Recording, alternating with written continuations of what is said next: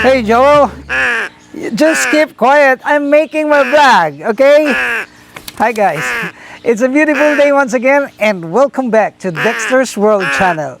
I'm here with my pets and I'm so happy feeding them early in the morning because they expect this routine.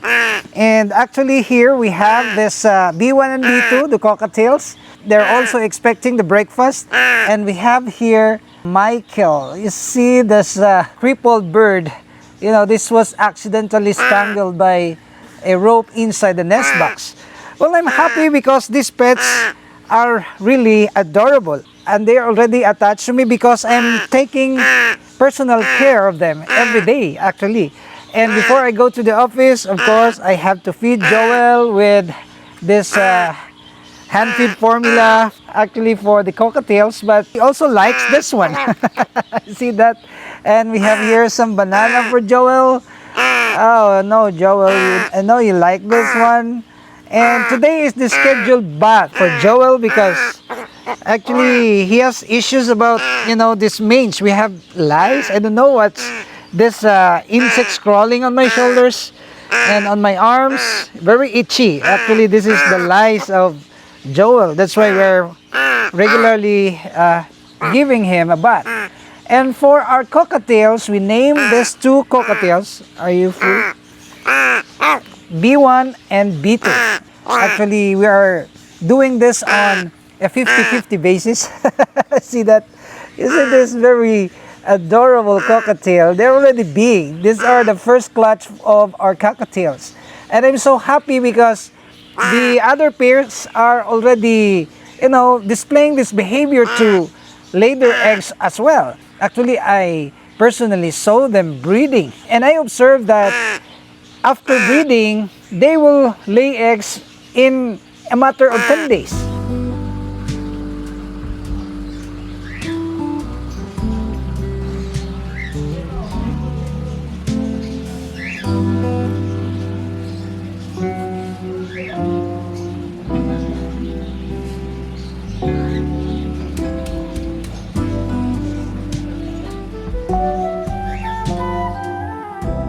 I'm actually not 100% hand feeding them because I still allow the mama to feed them because I'm afraid that they will die. B2 is here. Oh, B2. B2 is bald. I don't know what's happened. Is this normal? Because it seems that he has hydrocephalus. The head is really big. And B1 seems to have adjusted this method or this feeding, but B2 is still very aloof. And what about Michael? Michael is here. Michael, I know you're already hungry as well. This is your breakfast, Michael. Okay. I know you're full already, but you have to eat this one. Wow, that's it. Oh, thank you, Michael. And what about B2? Maybe you are a male B2 because you have big skull. Actually, Joel can already fly high. And he can even leave this place if he wants to. But he prefers still to be with us. I really appreciate nature because the life that has been given to these animals are really very precious and miraculous. For the meantime, let's give a bath to this very makulit. In our term here, the naughty is really very makulit. You know, Joel hates to take a bath. No, do not bite. You see that wings?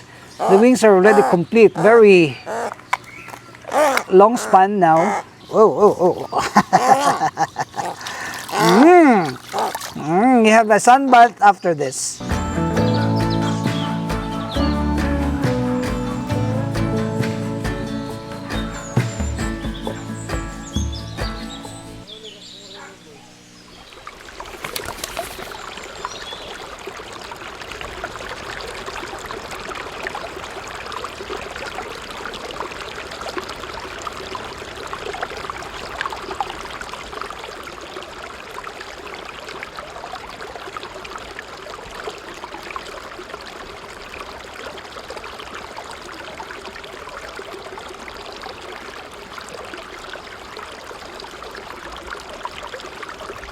You look at this, guys, they're already big and they are already displaying very good colors.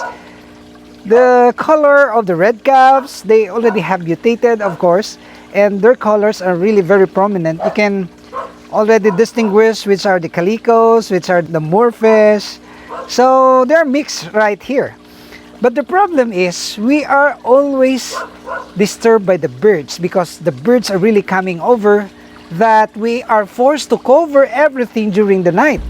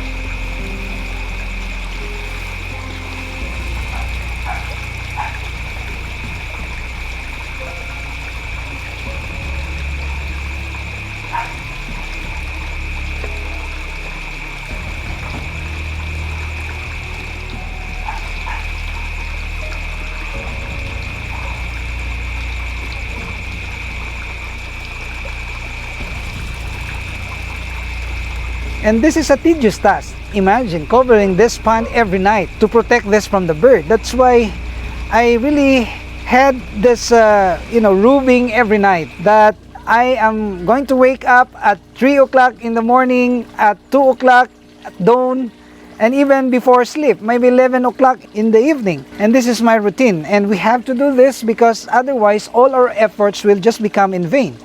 So you will see here that our fish are already thriving. They are growing fast and big. And some of them, which are settled at the bottom, are already very big as well. They can already be sold at the pet store in just a matter of 45 days. Though some of them have issues about their growth, but 80% I'm already very contented because they are already growing and thriving. And it looks like this is comparable to the mud pan, because the mud pan, though it can grow fast our fish, we don't have control because during the night we don't know what kind of predators are coming over and eat our fish. So there are madfish, there are catfish, and even these birds, the big birds, really are a problem. Since I have started with this farming of fish, the birds are the major problems as predators.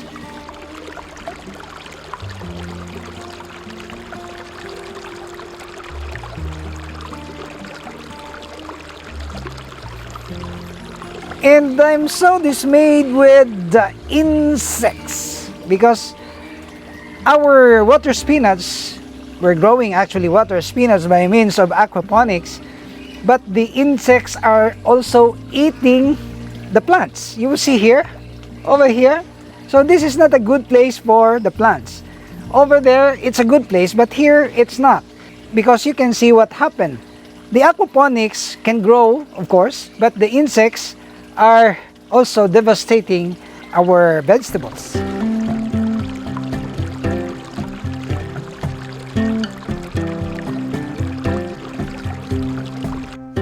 And guys, this is the tank where we place temporarily our baby catfish, and we will harvest now some 5,000 heads because we really patiently counted this. That's why I can say that 5,000, because we have counted this one since they were small. I don't know if we can get the same number of catfish because they are practicing cannibalism. And this tank is a good tank for the baby catfish because this is not directly hit by the sunlight. The temperature is really not that warm. And for baby catfish, they really need this cooler temperature, unlike the koi and the goldfish, which requires very warm temperature. And I am so amazed by their growth. Actually, they are now fingerlings. Some of them are already 2 to 3 inches in length. Some of them are still very small. So come on, please witness as our staff will catch all this one. This is a tedious task, but I will let my staff here get all this fish and we will transfer them to the mud pond.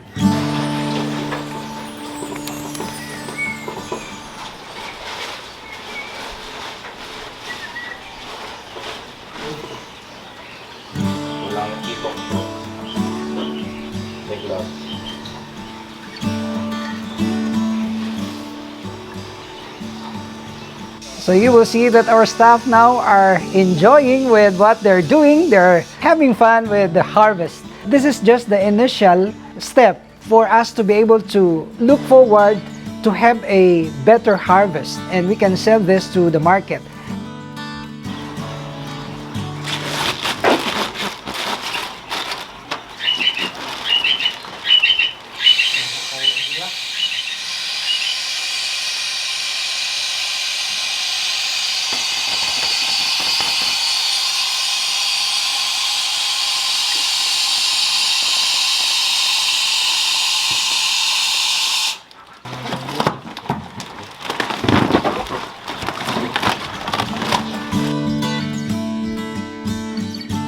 And actually, we have here 4 big plastics, and this plastics contains thousands of catfish. We did not count this anymore.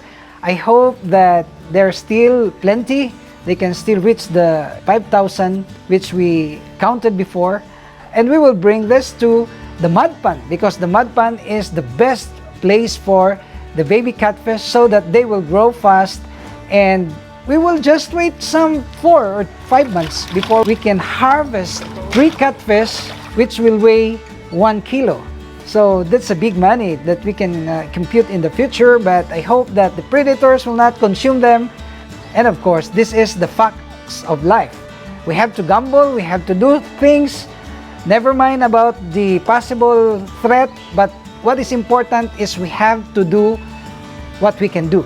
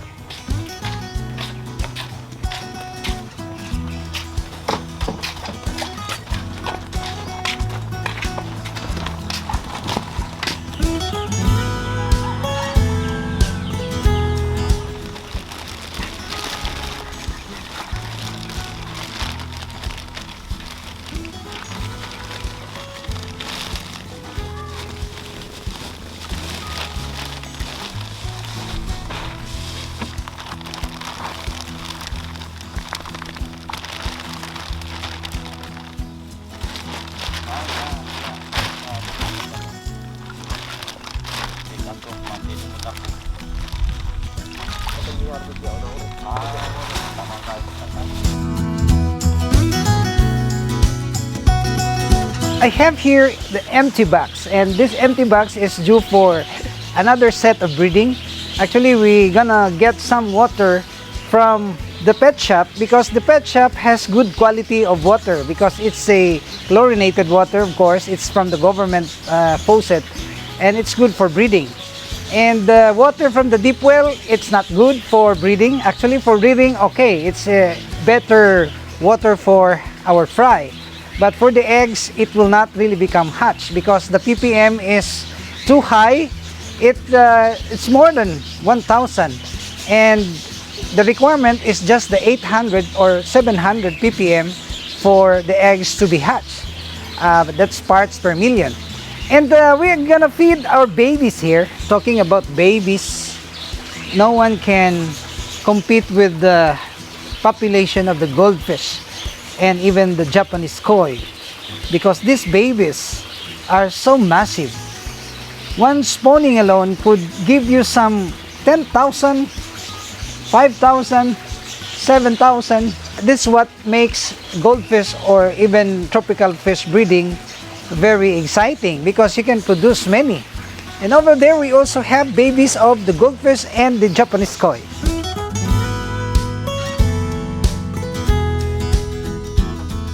So I have here this live food. Well, I must tell you that this live food can be cultured, and I have a very good video about culturing dapnias, and you can use this one for your culturing of your own live food. And we will now put them here in the baby tank, or the tank of the baby kois. Wow. And you will see that they're eager also to eat this live food. Well, talking about babies, feeding the live food is really very essential. It's actually almost indispensable, because you will see the progress, the growth of your babies if you really have this brine shrimps or this dapnia. One good thing about us here is we can just get dapnia everywhere, and we can also culture this dapnia. But the baby brine shrimps are too expensive. And you will see that these babies now are very visible. They are just 2 days old from hatch. And this is also the tank of our quality goldfish. Actually, we already have produced babies of this goldfish. We have already thrown in the mud pan. And these are actually the third or fourth batch of our breeding. And the first batch are already big. And in fact, we already have sold some of this to the pet store. So these 3 tanks are full of, babies of different species. Actually, here we have the babies of the orandas. Here we have the babies also of the shubunkin. And over there we have the babies of the moorfish. So in a matter of 3 months from now, we're gonna be seeing different species of, fish that will be swimming down here. Of course, we don't rely so much on this concrete tanks, because we have the mud pan. Talking about the growth of the fish, the mud pan is still the best.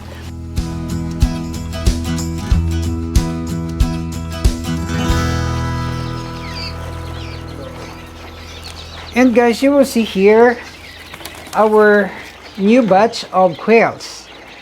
These are the baby quails. We will feed them with this chick starter, of course. And after 3 months, we will feed them with the quail layer pellet that can boost their immune system, and they can also, lay eggs very religiously. So the quail farm is doing better now, because we have sold some of the chicks at the pet store, and in fact we have regular customers as well buying all the chicks. There's a need now to groom another batch of breeders, because our breeders right there are already about to be culled, because they are more than 10 months old. By the time that they reach 1 year, that's the time that we're gonna cull all of them, and we will replace them with new breeders.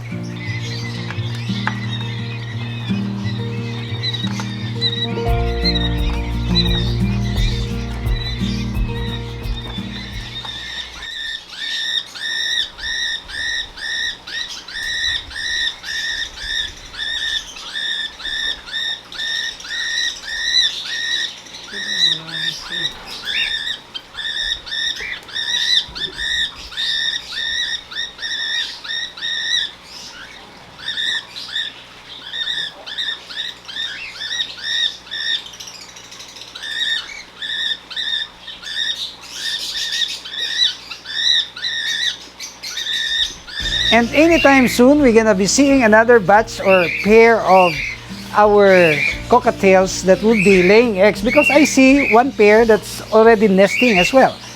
And this is another pair of cockatiels that we're gonna expect to, give us babies. So I have learned so many things about your inputs.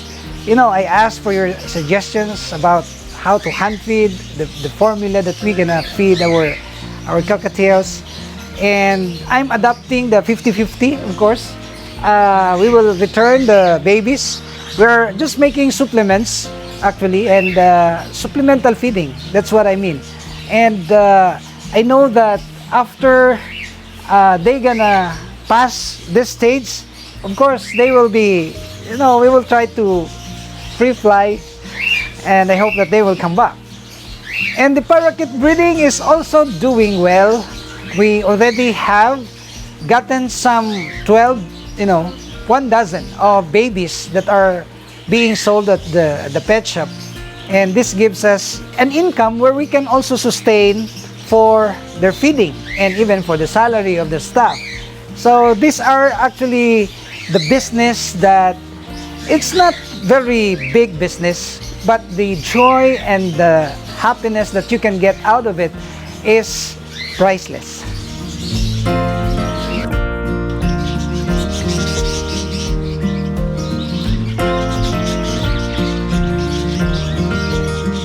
So these are the things that we can share with you so far. I hope you will continue to like and share our videos. And if you are not subscribed to this channel, may we humbly ask you to please subscribe and hit the notification bell so that you will be notified of our regular uploads. And shout out to the members of this channel, shout out to our followers, shout out to our regular commenters, and even to the new subscribers. Welcome to the family. Only here at Dexter's World!